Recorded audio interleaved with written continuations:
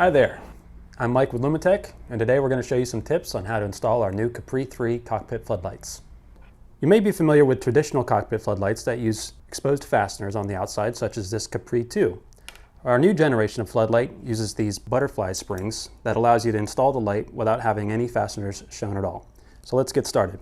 So we start the process by applying a generous amount of sealant to the perimeter of the floodlight. Go in between the springs and continue the bead around. Repeat on the other side. Now that we have our bead applied to our housing, we'll quickly attach our two butt connectors to the power leads and then begin the install process on the light. What we're going to do first is set one spring in one side of our hole at 90 degrees from the light. Then we'll rotate the light around, retract the opposite spring, get it started in a hole, and allow the light to pull back.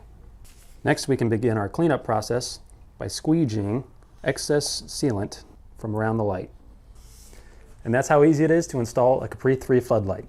Now I'm going to show you how to fit a Capri3 into a pre-existing Capri2 or earlier floodlight hole.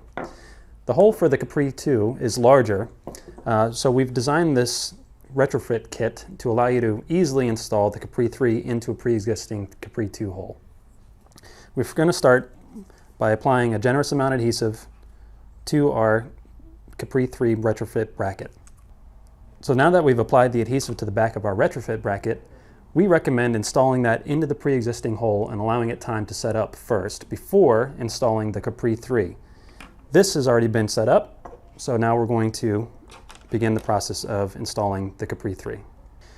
As we showed before, we like to use the 90-degree method by installing one side first, then retracting the opposite side and allowing the light to pull itself into place. Sealant can also be used between the Capri3 and the retrofit bracket as an extra level of protection.